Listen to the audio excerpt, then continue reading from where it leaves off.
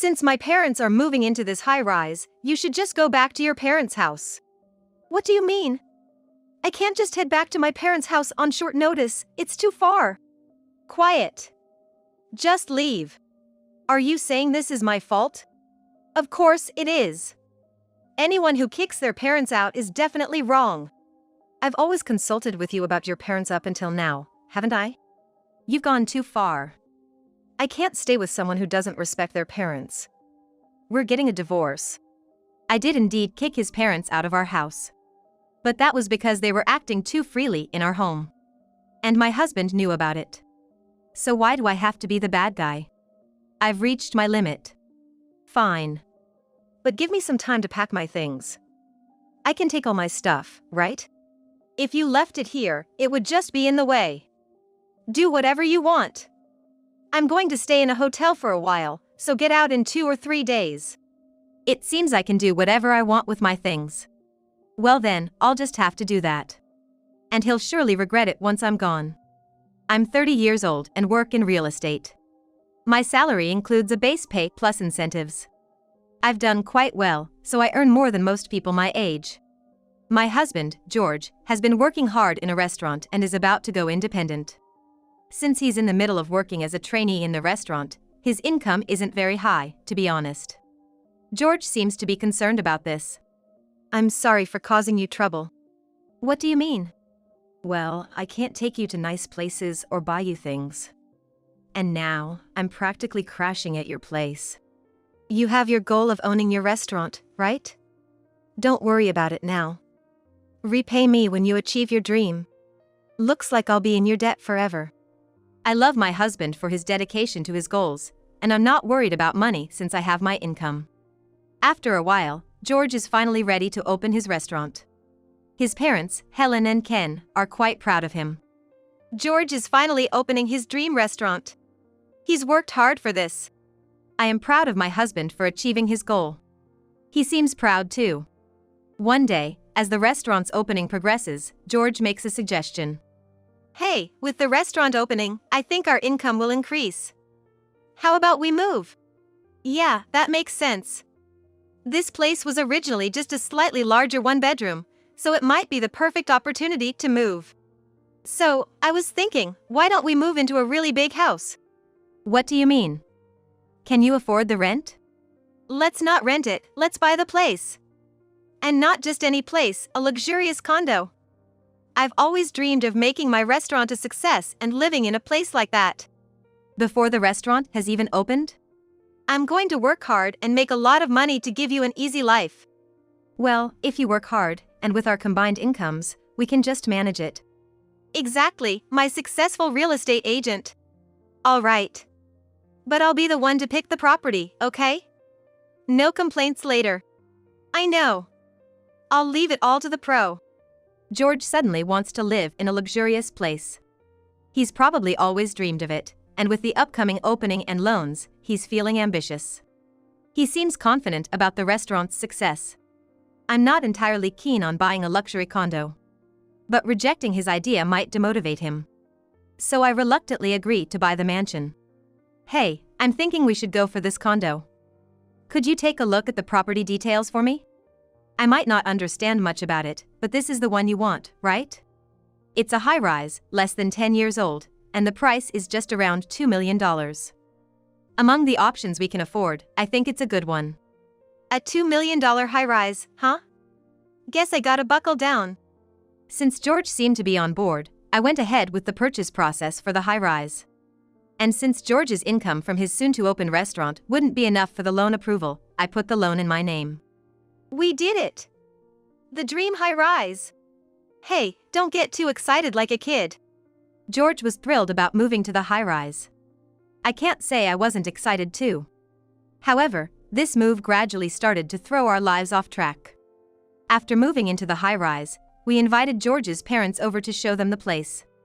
Their house is close, so they could come over easily. On the other hand, my parents live far away, so showing them the house would have to wait. What a lovely home!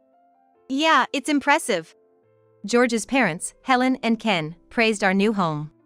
But then, I heard something from them that bothered me. George really worked hard. Keep it up. Worked hard? Keep it up? I was the one who handled the paperwork and the down payment. George had almost nothing to do with buying this house, right? I was a bit bothered by Helen and Ken's words, but since George and I would be paying off the loan together, and it was his house too, I decided not to sweat the small stuff. Helen, Ken, come on in. We're here again today. Sorry for always dropping by. No, it's fine. Maybe because they were happy their son was living nearby, Helen and Ken started visiting our house frequently. How's the restaurant prep going? Right on schedule. We're opening in 2 weeks. Can't wait. That's exciting. Since Helen and Ken's house was close, they started coming over on weekdays in the evening for dinner, and on weekends they'd spend the whole day. The frequency felt a bit much, and they stayed for long hours, but I thought they'd stop coming to the house and instead going to the restaurant once it opened. That was just 2 weeks away, so I decided to bear with it. 2 weeks later, George's restaurant opened without a hitch. It was a moderately sized cafe that became quite popular right away. Restaurants often struggle at the start, but his was doing well, thankfully. However, Helen and Ken were still coming over as usual. Helen? George is still at the restaurant. George seemed so busy, I didn't want to bother him. So, I thought we'd wait for him here. Oh, I see. George usually came home late. So by the time he got back and we spent some time together, it was too late for Helen and Ken to go home, and they started staying over. We had spare rooms, so it wasn't a problem for them to stay. But the fact that they were coming over so often and even starting to stay over was starting to bother me. I'm home. Ah, welcome back. You're early today. Yeah, I've gotten used to the work. Sales are going well, too. About 6 months after George's restaurant opened, he seemed to have gotten the hang of it and started coming home earlier. He also began buying things for his parents more often and giving them money. Here, Mom, this is for you. And Dad, this one's for you. Crafting tools, huh? A razor for me? Did you go out of your way to buy these while busy? I ordered them online since I couldn't go shopping. It must be that his restaurant is thriving, allowing him to do this. But if the restaurant is doing well, I wish he'd contribute a bit more to our household finances. George only gives me $2,000 a month, which doesn't even cover half of our monthly expenses. Maybe he's just trying to make up for not being able to do much for his parents when he was earning less. I decided to keep quiet about it for a while. George, there's something I want to buy. Got it. Will $600 be enough? Thank you. A year has passed since the restaurant opened, but nothing has changed with George. He's still giving his parents money and things, and the amount he contributes to the house remains the same. But it's still okay since I have my income. The real issue is his parents. Ah, I'm beat today. Welcome home. Helen? You surprised me. Is George back already? The restaurant should still be open, right? George gave me a key. Now I can come and go freely, even when you two aren't here. A key? I didn't hear anything about this from George. Is that so?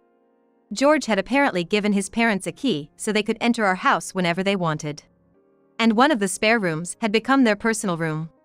Since Ken is off on weekends, they've made it a habit to stay from Friday until Sunday evening. And Helen, being a homemaker, sometimes comes over on weekdays too. It's almost like we're living together. I finally had to confront George about this. Why did you give them a key without asking me? They come over often. It's a hassle to always check with us, isn't it? They have their own room, they're always staying over. It's practically like they're living with us. What's the problem? Isn't it easier for you with Mom helping out around the house? It's true that Helen helps with the housework, making things easier for me. But when it's just Helen and me, she often criticizes me. Aren't you coming home too late? As a wife, you don't have time for housework. I'm sorry, I've been busy with work. Using work as an excuse. George is working hard, you should just quit your job. Does Helen know how much George actually earns? The restaurant is doing well, but his income alone isn't enough to live on, is it? To someone living with their in-laws, these might seem like minor complaints. But coming home exhausted from work, wondering whether Helen and Ken are at our house, and nervously opening the front door is quite a burden. Ken, too, does whatever he pleases around our house. Ken, that's my cheese. Ah, sorry about that. I didn't realize. I told you to let me know when you're eating something with my name on it, remember? Yeah, I forgot. I didn't see your name on it. That day, my eagerly awaited gourmet cheese got eaten. I always look forward to my evening snack, and I'm particular about my nibbles. Ken often eats my special snacks without asking, even though I started labeling them with my name. But that's just the tip of the iceberg. Ken, please put on some clothes. I always walk around like this after a bath because it's hot.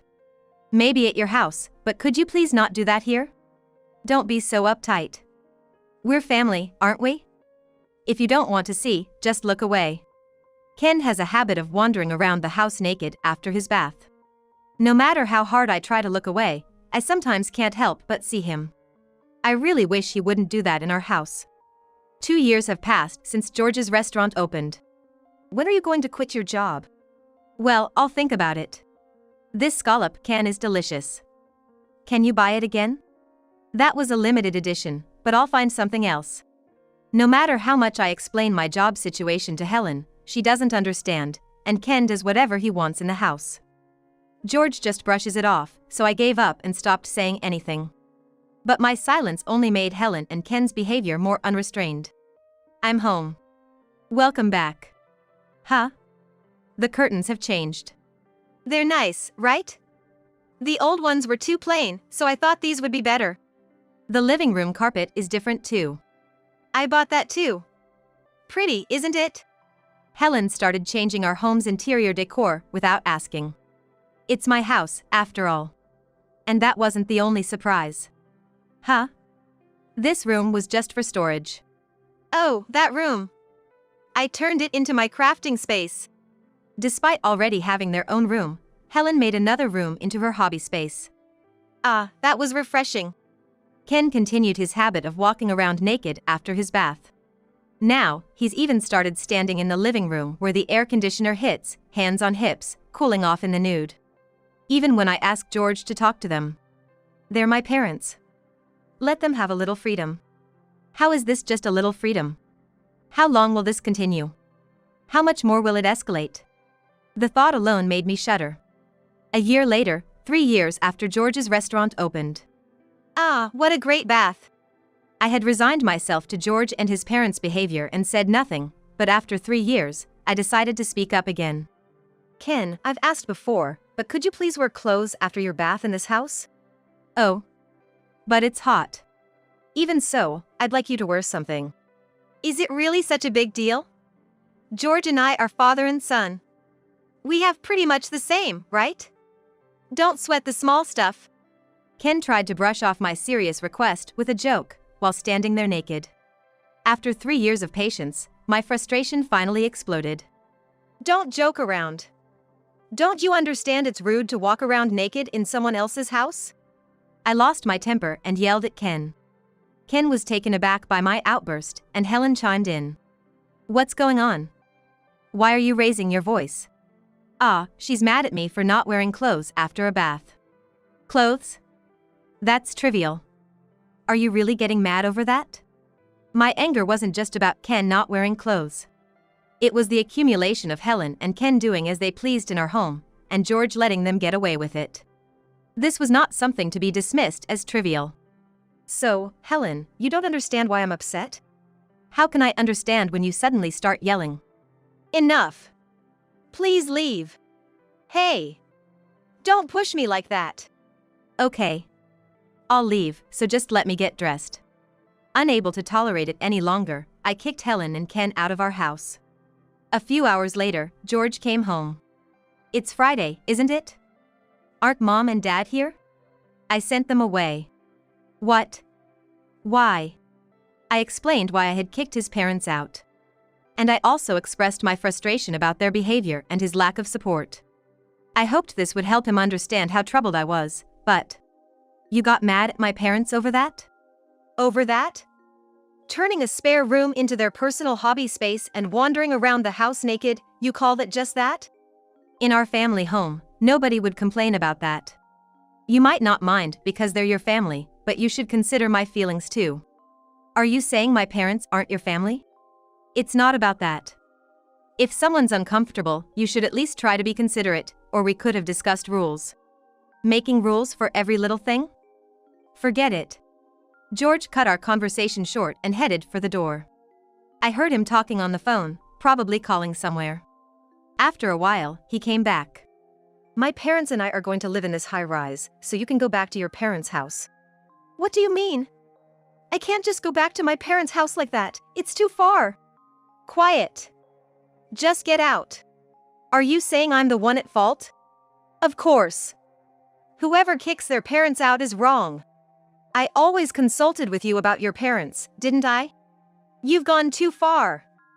I can't be with someone who doesn't care about their parents. We're getting a divorce. I did kick his parents out. But it was because they were doing whatever they wanted in our house. And George knew about it. Yet, why do I have to be the bad one? I've reached my limit. Fine. But give me some time to pack my things. I can take all my stuff, right? Even if you left it, it would just be in the way. Do whatever you want. I'm going to stay in a hotel for a while, so get out in 2 or 3 days. It seems I can do whatever I want with my belongings. Well then, I'll just do that. And he'll surely regret it once I'm gone. The next day, I packed my belongings, arranging for a moving company to take away the items I couldn't carry. Please take these items from here and there, and also from this room. After sorting everything out, I decided to stay in a business hotel temporarily until I found a new place to live. The items I couldn't transport were crammed into a storage unit. 3 days later, George called me, yelling, "Hey! The house is empty." It's not empty. The curtains, carpet, and the crafting room stuff are still there, right? There's hardly anything left to use. Just a dining table and a TV. How am I supposed to live like this? I left the things we bought after moving in. Most of the other furniture and appliances were from my old place, so they are mine. You said I could do whatever I wanted with my things. Ever since you kicked my parents out, I thought you were terrible. George hung up angrily. My revenge wasn't over yet. There was more to come. I continued staying at the business hotel for about 2 weeks before renting a small apartment and starting to live alone.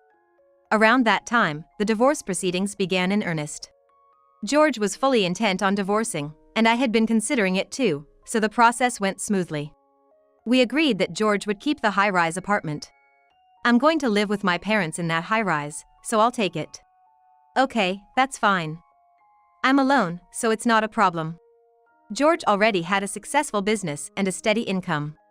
He probably didn't want to lose the prestige of living in a high-rise as a business owner. If he's happy with that, let him be. I can even handle the paperwork for him. In exchange for the high-rise, I decided to take most of our savings and the car.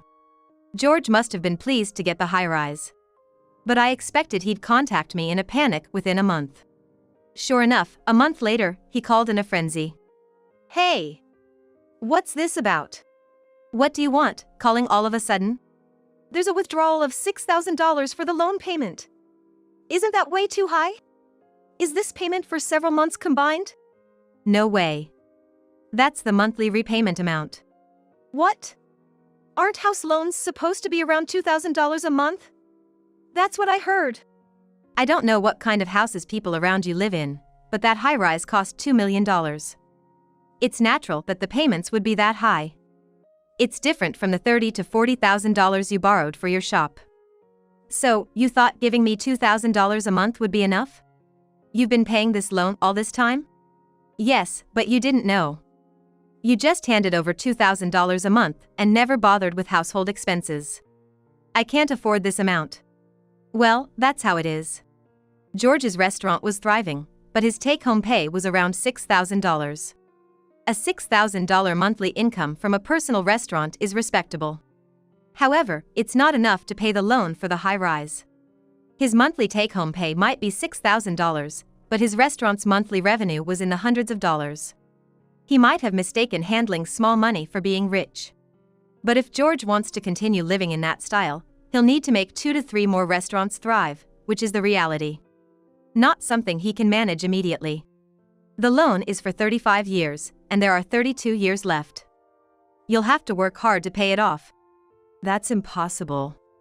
Restaurant income is unstable, and my dad's factory job doesn't pay much. And now, 32 more years of this. I might have to give up the high-rise.